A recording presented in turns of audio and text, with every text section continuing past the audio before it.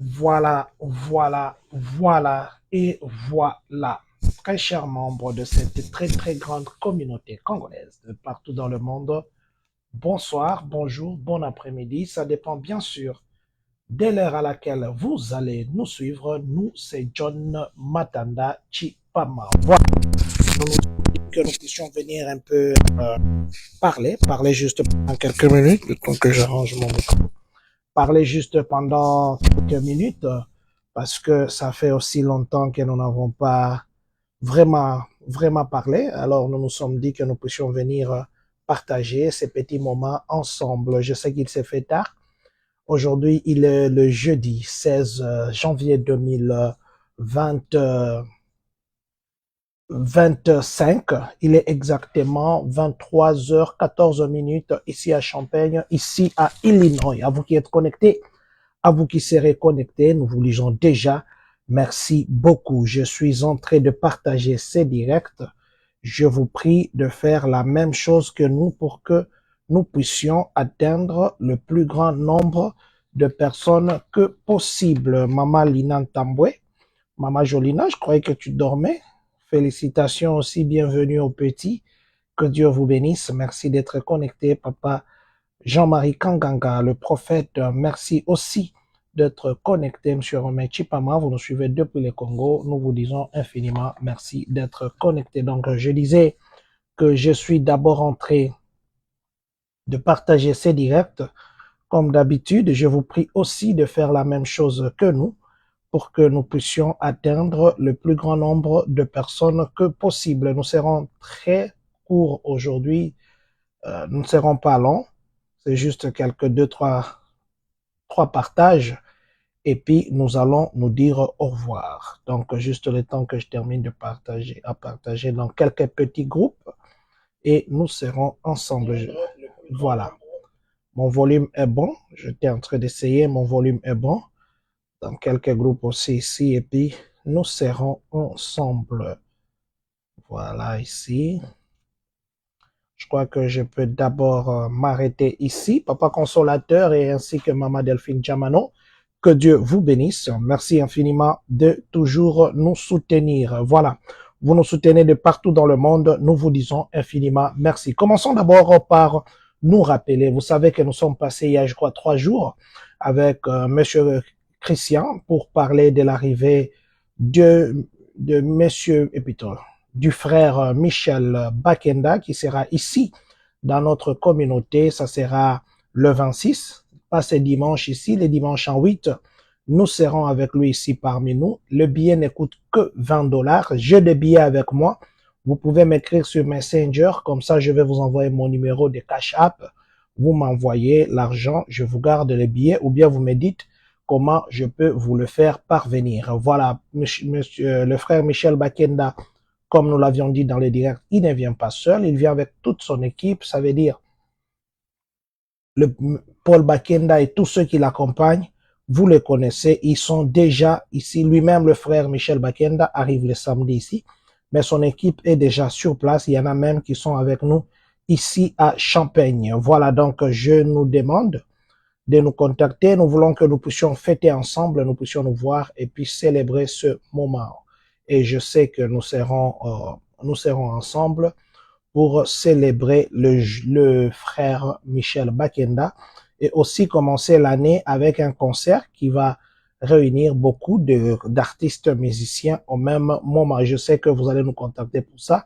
N'oublions pas que Champagne est béni. Dans une semaine, nous aurons la présence de Chantre de l'Éternel. Aussi, je crois que la semaine qui suivra, nous serons aussi en direct très régulièrement avec l'évangéliste Roger Baccar, qui vient d'arriver. Il est maintenant là à Los Angeles. Il va faire là-bas 6 jours et puis il arrive ici chez nous. Il y a des questions d'actualité. Nous allons essayer de parler avec lui. Et voilà, vous savez que dans le passé, on a toujours été avec lui quand il vient. Il est déjà ici. Il m'a envoyé un voice. Il m'a envoyé une vidéo de quand il était en Belgique, de quand il était à l'aéroport Angeli. Et aujourd'hui, il est déjà parmi nous ici aux États-Unis, mais il est encore à Los Angeles et il sera avec nous ici à Champagne la semaine qui suivra ici. Voilà. Donc, c'est quand même une bénédiction de voir les gens qui viennent nous visiter. Commençons par le premier point. Le premier point, c'est celui de la Suède. Nous allons d'abord parler de la Suède aujourd'hui ici. La Suède est en train de vouloir changer de loi, comme le Canada aussi, à partir de la semaine prochaine. Les étudiants qui ont le permis de travail, ils ont dit que ils peuvent plus les accepter de travailler. La semaine prochaine, Canada va changer de choses. Mais dis-moi, je parlais de Suède, je disais que la Suède aussi veut changer de loi. Ils veulent voter une loi pour révoquer la citoyenneté. Donc, vous êtes un citoyen suédois, ils disent qu'ils veulent maintenant voter cette loi pour révoquer la citoyenneté parce qu'ils ont remarqué que beaucoup de gens qui viennent, ils ont une double nationalité, mais ils sont plus attachés à leur pays que être attachés à la Suède. Et ils ont dit ceci, ces gens-là, qu'on va révoquer leur citoyenneté, ce sont les gens qui présentent une menace contre le gouvernement et aussi les gens qui ont obtenu leur citoyenneté par fraude. Donc, le fraudeur est ce qui constitue une menace. Et d'ailleurs, les Russes, ils ont beaucoup appuyé ces projets et je crois que d'ici là, ça passera parce que ça s'annonce maintenant mal dans beaucoup de pays maintenant. Ils veulent plus protéger, ils veulent plus être national et ça nous donne matière à réflexion. Nous autres, le Canada réagit, la Suède est en train de réagir, les États-Unis déjà les lundis ici, le 20, le président va prendre l'office et les réactions sont de partout. Les immigrés, apparemment, ça commence à devenir, entre guillemets, un vrai problème. Mais je crois que ça va bien se passer. Parlons maintenant de New Jersey. Vous savez que le président Donald Trump, il est contre l'avortement. Il ne veut pas l'avortement, il dit que c'est détruire une vie. Mais de l'autre côté, les partisans d'avortement, eux disent que non, il faudrait qu'ils continuent à avorter. C'est pourquoi il y a de ces États qui se préparent déjà. Il y en a qui, quand la crise va venir, ils vont commencer à faire des stocks. Mais de New Jersey, le gouverneur de New Jersey a annoncé qu'ils sont en train de faire des stocks de médicaments abortifs. Le médicament pour avorter. Et ce médicament-là, ça s'appelle mifepristone. Le mifepristone, que d'ailleurs, le président Donald Trump a dit qu'il va mettre beaucoup de rigueur par rapport à l'obtention et à l'achat de ça. Mais le gouverneur de New Jersey, il a dit que non, ils sont en train ils sont en train d'acheter en stock parce que même si le gouvernement fédéral les interdisait ou interdisait les gens à obtenir ce médicament, du moins eux, ils ont dit qu'ils vont protéger leurs citoyens. Donc, c'est juste pour dire que prochainement, s'il faudrait que nous puissions parler d'avortement, à Illinois, c'est déjà un État, c'est un État démocrate. Je crois qu'ici, ça ne posera pas tellement de problèmes parce que le président Donald Trump a menacé vraiment. Mais du moins, je voulais juste nous dire qu'à New Jersey, le gouvernement local est en train de stocker le médicament abortif, le mifepristone, pour permettre aux gens d'avorter. Est-ce qu'il faudrait encourager ça ou décourager? Je crois que vous avez vous-même la réponse. Parlons des taxes. Nous avons publié hier sur notre page un direct que nous avions fait avec le compatriote Harvey Okita. D'ailleurs, je crois qu'il est en ligne. Aussi, Papa Jody Dinayama. Merci d'être connecté. Nous saluons la maman là où elle est et nous vous saluons. Nous avons publié hier, il y a un direct qu'on avait fait avec le compatriote Harvey Okita. D'ailleurs, à qui je demande s'il y a les gens qui l'ont contacté. Il y a les gens qui devaient le contacter de Bloomington qui m'ont appelé il y a 2 jours. J'espère que vous avez été contactés. Voilà. Le compatriote Harvey, dans le passé, il a aidé les gens. Vous avez le problème de l'IRS, quelqu'un avait chipoté vos trucs. Et même, je voudrais souligner ici que cette fois-ci, l'IRS, ils ont même dit, il y avait la semaine ici passée, il y avait des réseaux sociaux. On faisait circuler des faux bruits sur l'IRS qu'ils ont. Il y a par exemple comment on appelle ça, les ghosts, les factures ghost, les factures fantômes qui sont liées par exemple à l'école, qui sont liés, par exemple, aux dépenses d'étudiants. Il y a aussi des produits, comment ça s'appelle ça, qui est comme un carburant comme ça va revenir, de fuel, ça va revenir. Il y a de faux rumeurs sur l'ARS qui ont été publiées dernièrement, ici la semaine passée, sur les réseaux sociaux. L'ARS est venu contredire. L'ARS a dit ceci. Ils ont d'ailleurs, cette fois-ci, ils ont encore renforcé leurs mesures. Si quelqu'un déclare pour vous la taxe et il n'a pas mis son numéro qui est lié, qui les lie, ça s'appelle si c'est ETN ou IFPN, quelque chose comme ça. Papa Harvey, si vous êtes en ligne, aidez-moi avec le code de ces numéros-là. Je crois que c'est FIT ou ITN, quelque chose comme ça. Les IRS, si vous avez dit que votre taxe a été préparée par quelqu'un, il faudrait que cette personne mette son numéro et il signe. Au cas où vous dites que la taxe a été déclarée par quelqu'un et que cette personne n'a pas signé ou n'a pas mis son numéro, l'IRS va retourner votre déclaration.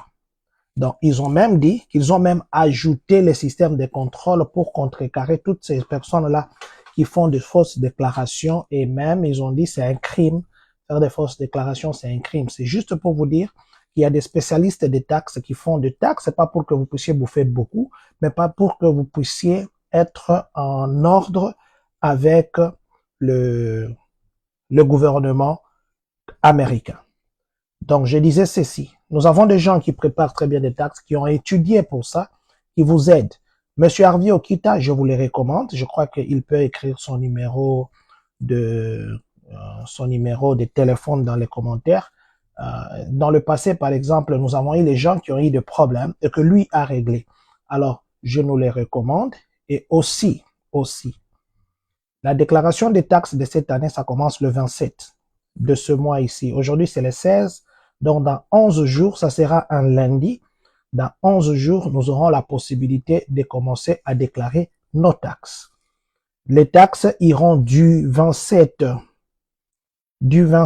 janvier 2025 jusqu'au mardi 15 avril 2025. C'est cette période-là, presque 3 mois, que nous avons à déclarer nos taxes.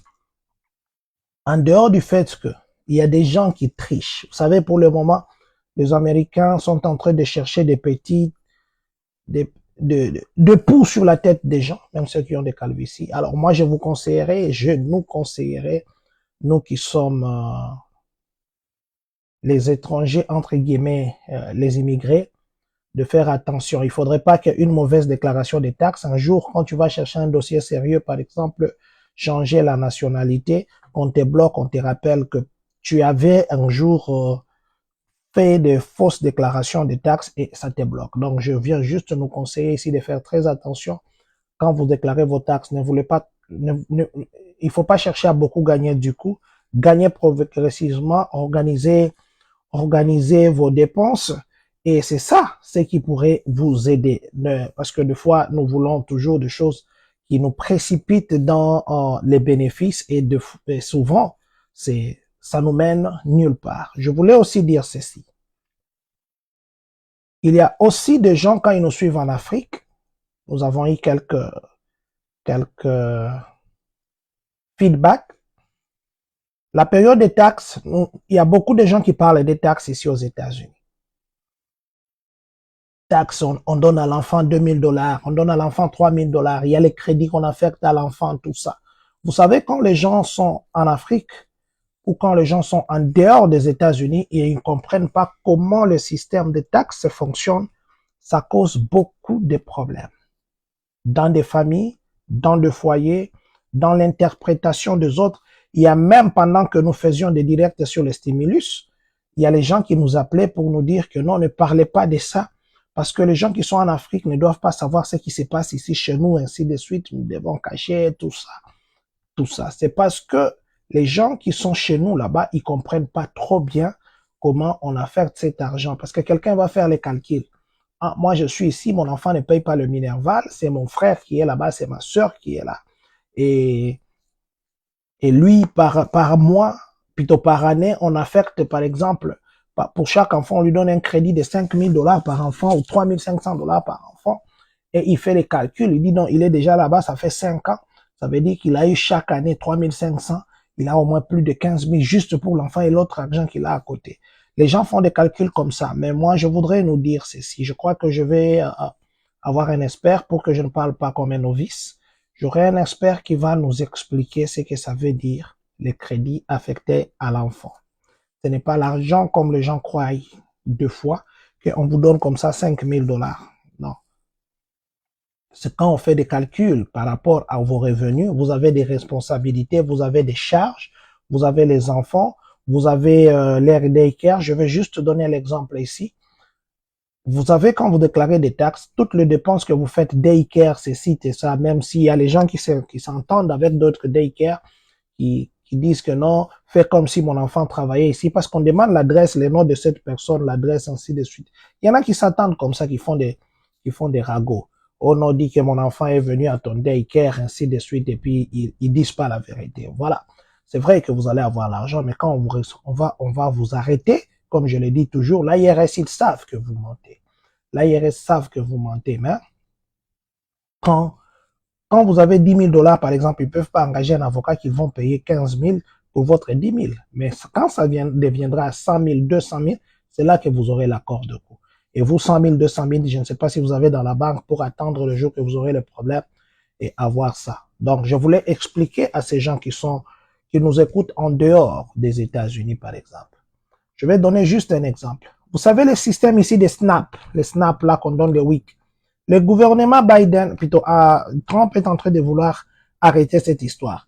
Alors les gens qui ont cette histoire-là, en tout cas, je nous conseillerais de commencer vraiment à contrôler vos dépenses. Regardez d'abord comment le gouvernement Trump commencera, parce qu'ils ont des décisions, ils veulent enlever les SNAP, ils veulent enlever les links. Parce qu'il y en a qui ne voient pas la dépense ou les dépenses qui sont liées à l'achat du lait des enfants, par exemple, des couches, les ceci. Ils ont leur carte ABT qu'ils swappent comme ça. C'est une chance. Mais il y en a qui n'en ont pas. Juste pour donner une petite idée à ces gens qui nous suivent en dehors, qui croient qu'on remet à l'argent aux enfants. Un enfant ici, un seul enfant que vous avez, l'État n'accepte pas de vous subventionner avec la carte là ou de vous donner les WIC. Votre enfant là, quand il a encore l'âge de bébé, il vous consomme par semaine au moins 2 formulas. Et le formula là, vous allez acheter une boîte maintenant, c'est entre 19 et 22 $. Une boîte. Donc, juste pour le formula là, le lait, vous dépensez au moins 50 $ chaque semaine juste pour le lait. Le couche, n'en parlons pas. Vous pouvez faire chaque 2 semaines, vous achetez un carton de couche. Je vous donne juste les petites dépenses de commencement à l'enfant. Donc, vous pouvez vous rendre compte que chaque semaine, juste pour les couches de l'enfant, juste pour les petits manger ici, le formula, vous avoisinez peut-être 150 $ chaque semaine. Mais maintenant, quand vous prenez votre enfant là, vous l'amenez au daycare. Le daycare, le moins cher, je crois, c'est entre 150 et 250, le moins cher. Maintenant, vous avez un daycare. Les autres ici qui ont des services un peu ajoutés, ils payent à 350 $ et ça dépend de combien d'heures vous laissez l'enfant. Imaginez que vous payez chaque semaine 350 $ pour le daycare de votre enfant parce que vous devez travailler, votre femme doit travailler. Vous faites ça pour une semaine. Pendant un mois, vous avez 1400 $ que vous dépensez pour votre enfant, juste pour le daycare. Si vous ajoutez les dépenses ici, les autres, vous êtes peut-être à 2700 ou 3000 $ que vous dépensez par mois pour votre enfant seulement ses besoins daycare, manger, couche. Mais maintenant, prenez ça, multipliez par 12. Vous verrez que quand vous pensez, surtout ceux qui sont nos frères qui nous suivent dehors, quand vous pensez que votre frère qui est ici, votre sœur qui est ici, a un mauvais cœur, il veut pas vous envoyer l'argent. En fait, c'est pas ça le problème. Le problème, c'est que il est coincé. Et même quand on lui remettra à la fin de l'année, on ne va pas couvrir toutes les dépenses. Il a payé les daycare, peut-être on lui remettra les 2% ou les 0,5% de dépenses qu'il avait faites. Je donne juste un exemple, je n'entre pas dans des calculs exacts. Donc, je voulais juste nous dire, parce que il y a les gens qui nous ont dit l'autre fois, non, les gens, quand nous parlons des taxes, et surtout pendant cette période, il y a une mauvaise interprétation de ce gens-là qui ne comprennent pas les systèmes et ils savent que la fin de l'année comme ça, et au début de l'année, il y a de l'argent qu'on rembourse aux Américains, tout ça. Donc, c'est juste pour vous dire, l'argent qu'on remet, ça ne signifie pratiquement rien aux dépenses que votre frère, votre soeur, votre père, votre mère font, à toutes les dépenses qu'ils font ici. Voilà, donc je vais clôturer le chapitre des taxes pour nous dire. Les taxes, vous pouvez commencer à déclarer. L'AIRS commencera à accepter les taxes à partir du 27 janvier ici, jusqu'au 15 avril 2025. Il y a des gens qui déclarent des taxes, mais quand ils déclarent pour vous, il faudrait qu'ils mettent leur numéro qui les lie à l'AIRS. Sinon, si vous ne le mettez pas et qu'il y a une erreur, ça retombera sur vous. Et s'il a écrit que c'est fait par quelqu'un qui a préparé ça, il n'a pas mis son numéro, il n'a pas signé, l'AIRS va retourner cette taxe-là, il va pas faire passer. Voilà. Donc, juste pour nous dire que nous devons être très prudents. Voilà. Le gouverneur de Florida a parlé, il a menacé, si je dois dire comme ça. Les gens qui sont en Florida ces derniers temps et qui n'ont pas de papier, ils s'assoient comme si on s'assoyait à côté de la chaise, là, le langage comme ça dit là. Je suivais même une maman qui disait que non, elle est ici aux États-Unis. Là, les enfants qui vont à l'école, ça fait très longtemps qu'elle est ici. Elle ne s'est pas rentrée. Elle n'a pas voulu qu'on lui montre le visage. Il paye des taxes. Et même quand il y avait l'hurricane, là-bas, il y avait l'hurricane dernièrement ici. Ceux qui ont nettoyé les débris, tout ça, ce sont les Mexicains, ce sont les étrangers. Alors, ils ont dit, même si peut-être la façon que les gens sont entrés, ce n'est pas très bien, mais du moins, cette main-d'œuvre-là ne vient pas ici pour chômer, pour faire quoi? Ils sont une force qui aide les gouvernements. Alors, le gouverneur de Florida, Ron DeSantis, il a dit qu'il va faire exécuter le plan de refoulement du président Donald Trump et que l'immigration, c'est ça leur priorité. Voilà. Donc, je voulais dire simplement que nous avons des frères, nous avons des sœurs, je le dis souvent, qui peut-être n'ont pas eu la chance que vous avez eu, que nous avons eu de réussir à la diviloterie, mais qui se sont dit qu'ils ne peuvent pas continuer à vivre dans des situations qu'ils traversaient. Nous connaissons tous l'Afrique, nous connaissons tous. Alors, ils sont venus, ils sont pas si mal que ça. Peut-être c'est leur façon de venir ici qui n'était pas bien, mais nous connaissons. Alors, moi, je dis toujours, si vous avez eu la chance d'entrer normalement, le voisin qui est à côté, qui n'a pas eu cette chance, il n'est pas plus mauvais que vous. Il faut seulement les soutenir. Mais moi, je demande à nos compatriotes qui sont dans les États républicains de commencer d'abord à réfléchir, le temps qu'ils réorganisent leurs papiers, s'ils peuvent aller dans des États démocrates, parce qu'il y a de ces États démocrates qui sont soudés pour soutenir les immigrés. Ce sont des villes sanctuaires. Mais aussi, il y a de l'autre côté, le gouvernement fédéral menace. Ils disent que s'il y a de ces gouverneurs qui ne veulent pas se soumettre, les États qui ne veulent pas se soumettre, ils vont couper l'aide fédérale. Et vous savez que si on coupe l'aide fédérale, ça va affecter les domaines publics. Et à un moment, ils risquent d'être coincés, ils vont céder. Mais maintenant, tout seulement, moi, je vous prie, si vous n'avez pas encore légalisé vos papiers, je le disais il y a 2 ans, je le disais il y a 1 année, je l'ai dit il y a 2 semaines, je l'ai redit encore. Avant que le président Trump ne rentre, je vous suppliais, je vous disais, ceux qui me suivent souvent, nous devons faire un effort, ceux qui n'ont pas de papiers, pour que Obandaba démarche.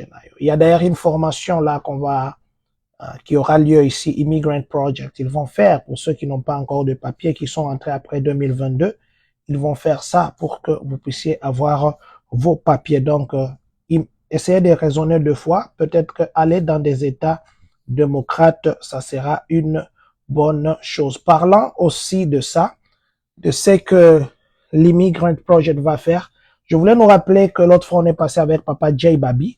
D'ailleurs, Jay Babou, je m'excuse. D'ailleurs, on avait déjà fait une première séance, c'était très bien. pour la formation de IT en informatique, le front desk. Nous avions fait la première rencontre, c'était les dimanches passés, c'était très bien. Il y avait beaucoup de gens en ligne, ils ont posé beaucoup de questions. Moi, je viens vous rappeler ici que les formations que nous faisons, des petits certificats vous avez à droite et à gauche, ça peut vous aider. C'est comme juste une formation comme ça qui vous prend 9 semaines, mais qui change votre vie. Je vous prie, vous qui n'avez pas encore, vous ne êtes pas enregistré. Ce n'est que 1000 $. Vous avez une formation d'IT. Vous pouvez déjà fonctionner et travailler au front desk. Alors, vous qui n'avez pas, peut-être vous ne vous êtes pas encore enregistré, entrez en contact avec nous et faites-le. J'étais venu ici l'autre fois, pas seulement une fois, 2 fois, 3 fois, même 7 fois, parler des driver license, des stickers, des ID qu'on devait donner là-bas à ces gens qui en ont besoin pour renouveler ainsi de suite. J'ai parlé, je suis même venu vous dire, c'était pas seulement les gens qui sont en voie d'avoir les papiers ou qui n'ont pas les papiers. Même les citoyens qui sont venus, qui ont changé de nationalité, vous pouvez avoir. C'est vrai qu'il y a les gens qui sont venus, on les a servis. Mais les autres, ce n'est qu'après. C'est comme s'il y a les gens qui attendent, tout le monde en a à solo pour que eux réagissent. Ils ont dit bien sûr que les 24 ici vont encore refaire ça, mais ils m'ont pas encore confirmé. On s'est écrit aujourd'hui, mais ils ont sauté cette question-là. Mais si jamais ça revenait encore, je vous dirais, vous savez, il y a des choses qu'on dit comme ça, que l'on croit peut-être que ce n'est pas ça, mais c'est ça en fait. Il y en a qui ont économisé les stickers aujourd'hui, c'est combien? 175 $. On te donne un sticker comme ça gratuitement. Les gens ont renouvelé leur driver license, les gens ont renouvelé leur ID là-bas. Et c'était là-bas, ils impriment. Donc, je viendrai encore nous dire prochainement. Ils ont parlé du 24, aujourd'hui c'est déjà le 16, donc dans 8 jours. Mais ils m'ont pas encore fait signe. Je ne sais pas s'ils ont changé des dates, mais dis-moi, ils ont dit qu'ils vont faire ça 3 fois. Espérons qu'ils vont encore nous contacter. Mais du moins, ceux qui ont raté et qui en ont vraiment besoin, parce que beaucoup de gens m'ont appelé après. Ceux qui ont raté et qui en ont vraiment besoin, les mêmes papiers que nous avions publiés, malheureusement, je n'ai pas ça ici. Le même papier que nous avons publié, qui a le QR code, scannez le même papier. Ça va vous dire que c'est un événement qui est déjà passé. Ne vous en faites pas pour ça. Scannez le même papier et puis ça va vous mettre en pause dès que, en attente plutôt, dès que on déclenche les 24, si jamais on retenait la date. Comme ça, vous aurez aussi la chance de faire partie de ces gens-là qui vont renouveler leur identité. Voilà. Parlons de feu. Le feu, non, terminons avec le feu. Nous allons terminer avec le feu. On accuse que c'est quelqu'un qui a mis le feu là. Nous sommes à Californie. Voilà. Nous allons terminer avec le feu. Parlons d'abord du projet de loi. Il y a un projet de loi là, je suis passé la semaine passée, que je vous avais dit qu'on était en train de vouloir changer des lois ici aux États-Unis par rapport à la détention de sans-papiers. Vous vous rappellerez qu'il y a ici comment ça s'appelle, à Georgia, une étudiante qui était tuée par un Vénézuélien qui courait comme ça derrière et il l'a tué très méchamment. On avait expliqué comment on l'avait tué. Alors, à partir de ça, il y avait des sénateurs qui s'étaient levés pour condamner et dire que non, on doit vraiment renforcer la loi contre les immigrés, surtout ceux qui viennent ici sans papier. Alors, il y avait un projet de loi pour que la police maintenant commence à interpeller ou à arrêter et même expulser les immigrés irréguliers qui commettent des infractions, même au plus petit vol, même pas seulement des crimes, maintenant, même le plus petit vol. Comme nous parlons ici, hier mercredi, le Sénat a voté cette loi. Le Sénat a voté. D'ailleurs, c'était 70 personnes sur 25. 70 qui étaient pour, 25 qui étaient contre, pour que cette loi soit mise en exécution. Ça veut dire un sans-papier qui est reconnu des coupables d'un crime non violent, tel que le vol, tel que agression d'un agent de l'ordre, parce que vous vous rappellerez aussi quand ils traversent la frontière là-bas, il y en a qui s'affrontent avec les agents de l'ordre. Si vous commettez des choses comme ça, la législation actuelle, d'ailleurs, ils devaient encore en discuter aujourd'hui. Je vais voir s'il s'est passé. La législation Trump C'est référent à cette étudiante qu'on avait tuée à Georgia par un Vénézuélien. La législation Trump maintenant veut renforcer. La législation Trump veut maintenant que même le petit vol, on te voit, non, tu as volé une bouteille dans un shop, tu as volé ceci. Où sont les médicaments? Tu n'en as pas. Deportation. Donc, c'est passé. Alors, je demande à tous nos frères, vous êtes dans une situation irrégulière. Je vous prie de vraiment, vraiment, vraiment contrôler tout ce que vous faites.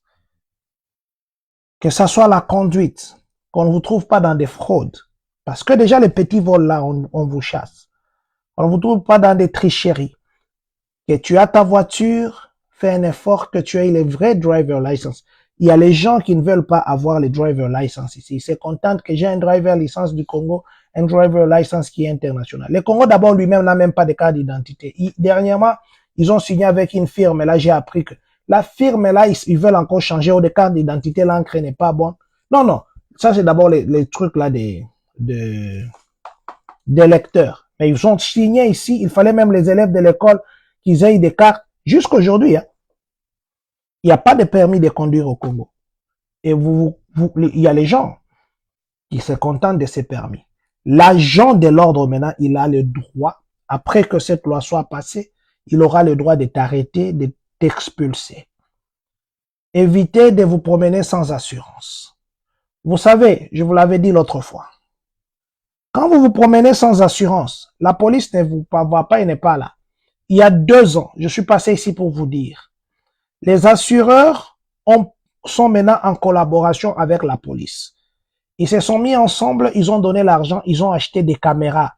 Partout ici sur la route, il y a des caméras que des compagnies d'assurance ont acheté. Ils ont vu que quand les gens viennent au DMV pour renouveler leurs plaques, leurs stickers, le nombre de gens qui ont des véhicules, comparé à ces gens qui sont assurés, il y a un décalage.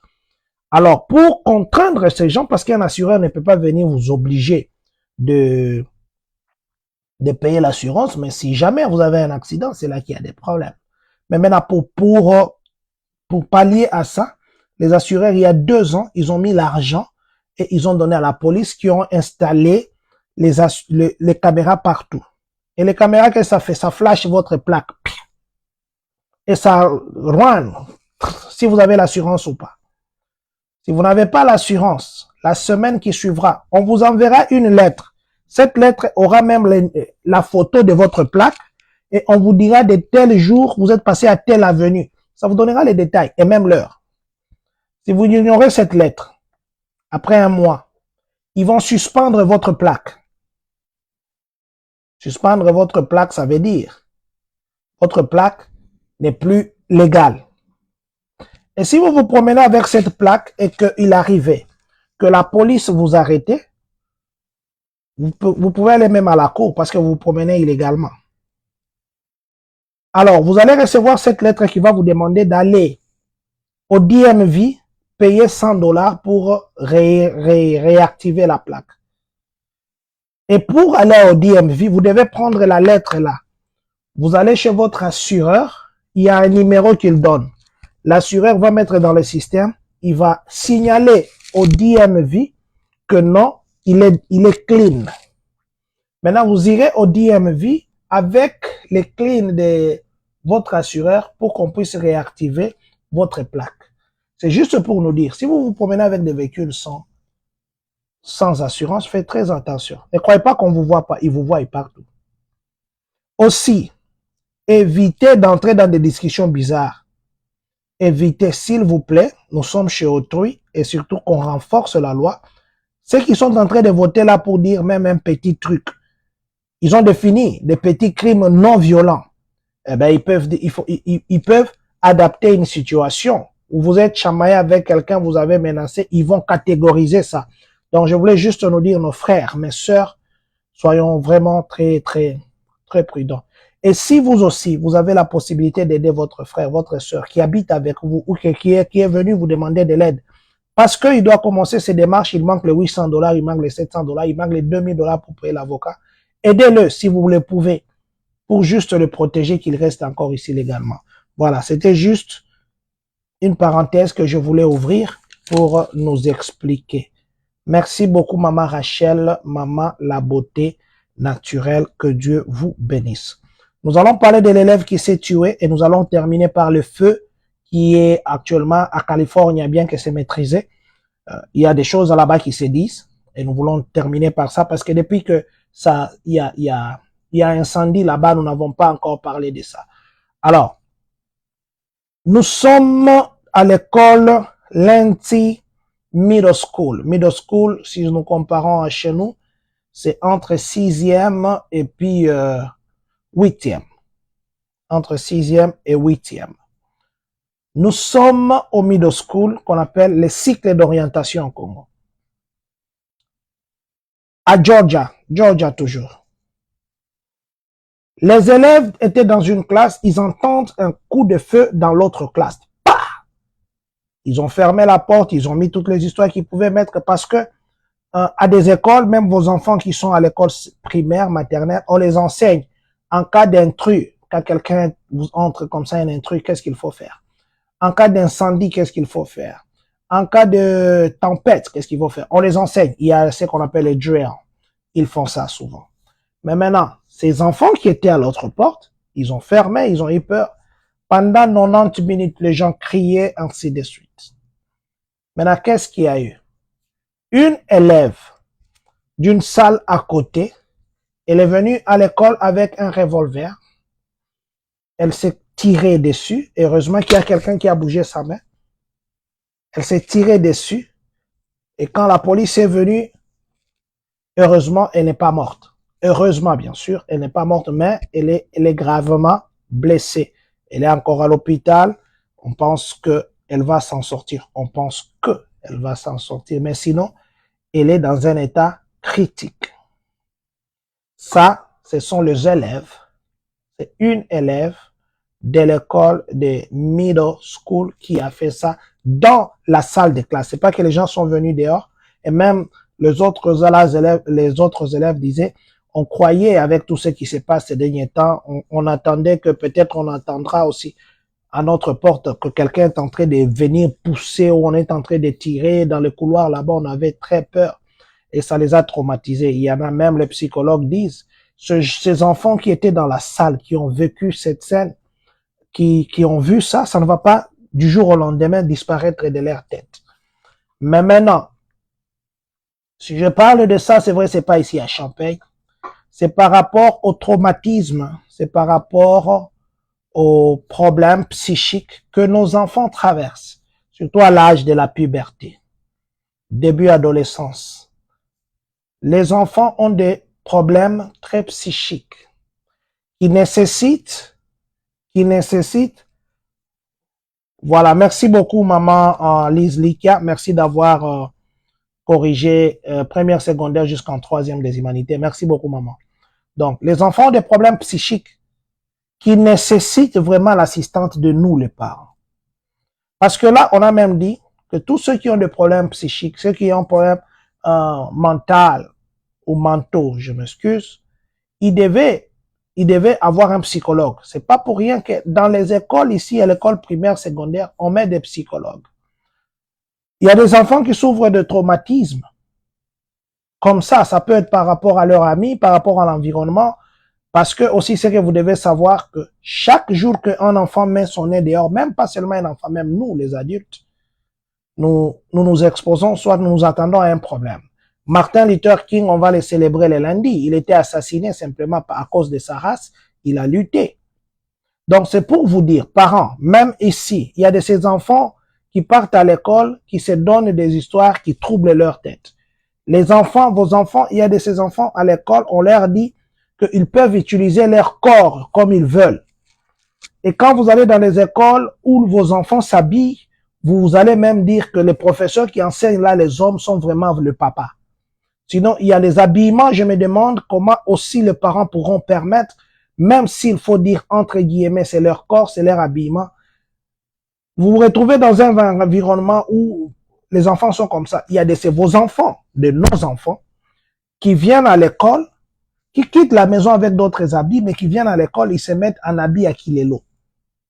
Il y a de ces enfants aussi, l'environnement là les trouble. Il y a des choses qu'on leur dit. Il y a de ces enfants qu'on menace par leurs amis. Ils ont des groupes TikTok de ceci. Ces enfants arrivent à un moment où ils disent que non, je n'en peux plus. Menace et qui, harcèlement et qui, je n'ai plus rien d'autre à faire que de me tuer. Alors, on demande aux parents, c'est vraiment pourquoi je parle de ça. L'âge des enfants, surtout ceux qui sont au middle school, si vous regardez bien, quand nous étions à l'université, ce sont les élèves, les étudiants de G1 et les étudiants qui venaient des préparatoires, qui causaient beaucoup de problèmes, parce qu'ils ont encore l'esprit, ils quittent l'esprit secondaire, ils viennent comme ça, ils croient qu'ici c'est quoi.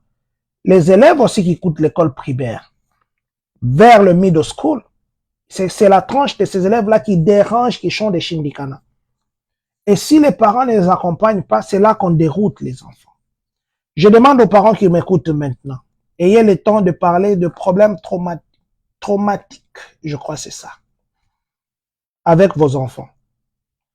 L'âge crée des problèmes qui sont peut-être en conflit avec notre éducation, qui sont peut-être en conflit avec le milieu d'où nous venons, qui sont peut-être en conflit avec la conception de la famille. Mais le monde dans lequel ils vivent, pour eux, c'est un monde normal, pour eux, c'est l'attitude normale. Mais si vous, les parents, vous ne réveillez pas la conscience de ces enfants, ça risque d'être tard et bizarre. Il y a de ces enfants qui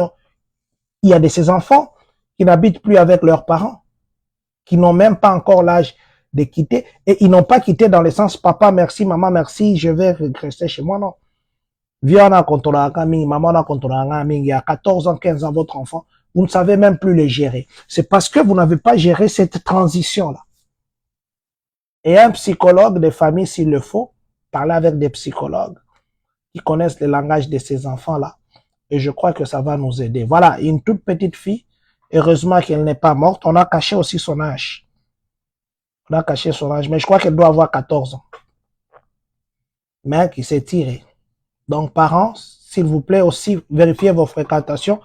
À 14 ans ou à cet âge-là, je ne pense pas qu'elle pourrait aller dans une boutique où on vend des armes et puis acheter. Non, elle est encore mineure.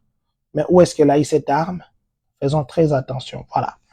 Nous allons terminer par le feu, l'incendie. Nous allons à California, nous allons à Hollywood. La montagne qui s'est brûlée. Les gens ont fait des photos, les gens ont publié ici. Le prophète, il y a un prophète là qui avait dit que Los Angeles va disparaître parce que c'est là que les anges ont péché. C'est une ville des anges pécheurs. Il avait dit, le prophète Branham avait dit que Los Angeles, l'eau un jour va engloutir. Il a parlé de ça, ça fait des années et des années. Nous avons eu l'incendie la semaine passée ici. Et même cette semaine, au début, il y en avait. Beaucoup de maisons sont parties. Et on parle de 27 morts. Il faut que je confirme le nombre de morts. On parle, mais de toute façon, on parle de 27 morts. Les célébrités ont perdu leur maison. Cette femme, l'assurance là, ils avaient déjà apparemment compris beaucoup de choses. Ils ont cancellé, avant même l'incendie, ils avaient cancellé leur assureur. Ils assuraient plus les gens, leur assurance plutôt. Ils assuraient plus les gens. Ils ont refusé d'assurer les gens. Et c'est venu. Et ce sont des milliards et des milliards et des milliards. Maintenant, en dehors du fait que les gens parlent de la spiritualité, parce que chacun a sa façon de parler, la police a arrêté quelqu'un. Je crois que je dois avoir sa photo. Attendez. Je dois avoir sa photo ici. Dis-moi, je vous montre même sa photo. La police a arrêté quelqu'un. On suspecte que c'est eux ou c'est lui qui a mis le feu à la brousse. Et c'est ça ce qui a déclenché ces feux-là. La personne qu'on a arrêtée, il est entré ici aux États-Unis illégalement. Voilà, maintenant, c'est pourquoi je voulais aussi parler d'illégalement. Et ça fait 15 ans qu'il est entré ici. Ça veut dire, c'est vrai qu'on l'a arrêté 1, 2, 3 fois par la police, mais ça fait 15 ans qu'il vit aux États-Unis. Il est là. Je vais mettre comme ça et puis je vais continuer à parler. Je crois que... Non, je dois mettre là. Voilà. Il est là, cette personne ici, qui est présumée, oh, non, ça fuit, attendez, qui est présumé coupable dans l'incendie de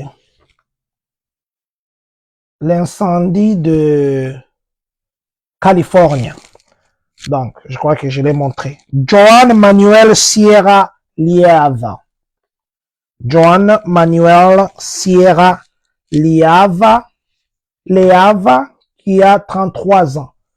En fait, c'est lui. On dit que il a commencé, les habitants de la ville là, ils l'ont vu en train de brûler les arbres de sapin. Vous voyez ici, les gens achètent les sapins et puis après ils s'en débarrassent. Ils disent qu'ils l'ont vu en train de brûler ces arbres là de sapin et puis en train aussi de brûler les débris. Et pour eux, c'est parce qu'il a mis le feu à ces arbres de sapin que le vent qui vient a soulevé, et comme il y a la brousse là-bas, la brousse a pris. Parce que la première fois, il disait que ça devait être les courants qui avaient les fils, les câbles de courant. Mais maintenant, là, lui est arrêté. On suspecte que c'est lui qui est auteur parce qu'il a mis le feu à des sapins qui étaient séchés là-bas et les sapins là, le feu avec le vent, c'est parti. Maintenant, il faut maintenant comprendre combien les Américains sont fâchés contre les immigrés. Surtout le gouvernement qui sort. Est-ce que c'est lui qui a mis le feu de vrai? Est-ce que, parce qu'on dit c'est vrai que lui a mis le feu. Il a mis le feu, il brûlait les sapins. Est-ce qu'il brûlait avec l'intention de brûler la brousse? Il brûlait avec l'intention de brûler simplement les sapins. Mais ce qui est vrai est que même là où vous habitez, ici à Champagne, ici à Urbana, sachez que vous ne devez pas brûler la brousse ou même les... Vous voyez, il y a des fois que nous avons des arbres et les feuilles tombent. Ces feuilles-là, attendez que les véhicules qui ramassent passent. Vous n'avez pas le droit de faire la fumée dans des quartiers qu'on appelle des quartiers résidentiels. Vous ne pouvez pas faire la fumée parce que votre voisin va appeler les firefighters et la police va venir vous arrêter. Vous donnez l'amende. Donc, c'était juste pour nous dire que voilà encore, on a impliqué encore un autre immigré qui est entré ici à 15 ans. Illégalement, il est entré par le Mexique. Joan Manuel Sierra, qui en a que 33 ans. Il est arrêté et on dit que c'est lui qui est l'auteur du déclenchement de ce feu qui a fait perdre à l'État de Californie beaucoup de maisons. Donc, attendons si les enquêtes vont confirmer que c'est lui. Alors, l'hypothèse peut-être des gens qui ont dit des choses, peut-être que ça sera compliqué parce qu'il y en a qui ont parlé, qui ont dit des choses. Mais du moins, là, ils sont en train de se dire ça, que c'est lui qui a déclenché ces feux là-bas. Voilà. Donc, c'était autour de ça que j'avais vraiment voulu que ce soir, nous puissions partager. Je vous remercie infiniment. Je sais qu'il est minuit, 1 minute maintenant ici à Champaign, ici à Illinois. Nous sommes déjà les 17, nous sommes déjà demain. Vous qui vous réveillez au Congo, nous vous disons bonjour. Vous qui dormez bientôt aux États-Unis, nous vous disons bon sommeil. Vous vous appelez Mama Olga Senemo. Saluez-moi aussi Papa Célestin Kaboué, sans oublier mon petit Ezra. Saluez-moi toute la famille, la grand-mère aussi. Vous n'oubliez pas de nous la saluer. Maman Lise Ngossé, merci infiniment. Maman Lise Likia, merci d'être connecté. Maman Ngoya Nathalie, merci d'être connecté. Papa Stair King, Maman Stair King, merci beaucoup. Pasteur Noël Massanka, mon papa, merci infiniment d'être connecté. Le procureur de la musique, Papa Guichalov, merci beaucoup. Maman Josiane Damas Samata, merci Papa Eric Likofata, Instoppable, merci Papa Doudou. Mpaboa, merci, que Dieu vous bénisse. Pasteur Jean-René Kianga Beni, papa, très ravi de vous voir en ligne, ça faisait très longtemps. Papa José Moudingaï, nous sommes heureux de vous voir en ligne. Papa Jody Dinayame, merci beaucoup. Papa, Babylon Wana Congo, j'espère que ça, Webi, Code, Naib Sakium Korana, Papa Jody, Babylon Weza, J'espère bien. Papa, bienvenue. Kodolo. Merci, Papa Alphonse Manzanza. Maman Élisée Mouchengezi. Merci, ADT Image. Merci beaucoup. Voilà. C'est avec ces remerciements que nous allons clore notre direct de ce soir. Nous vous donnons rendez-vous demain. Nous reviendrons encore. N'oubliez pas que nous avons un concert ici, le 26 du frère Michel Bakenda, qui sera parmi nous. Appelez-nous pour les billets, appelez Papa Sky, appelez toutes les églises. Ils ont les billets. C'est dimanche ici, le frère Bakenda ira dans quelques églises de la place pour vous saluer et puis vendre le billet et son album. Aussi, nous avons dit que la formation de IT, dimanche ici, il y aura la deuxième rencontre. C'est une très bonne formation, très court, $1000 simplement. Vous avez les certificats. Je nous encourage de nous contacter ou contacter Papa Jay Babou pour que vous puissiez avoir aussi cette formation. En ce qui concerne les stickers et puis les ID, nous attendons la confirmation pour le 24. Si jamais on nous confirmait, nous reviendrons encore et nous vous les dirons. Voilà. Merci beaucoup. On se revoit demain. Que Dieu bénisse la République démocratique du Congo. Que Dieu bénisse le Congolais de partout dans le monde. Que Dieu bénisse vous qui êtes connectés en ce moment. Que Dieu bénisse les États-Unis d'Amérique et que surtout, que Dieu bénisse le Congolais des Champagne, Kani.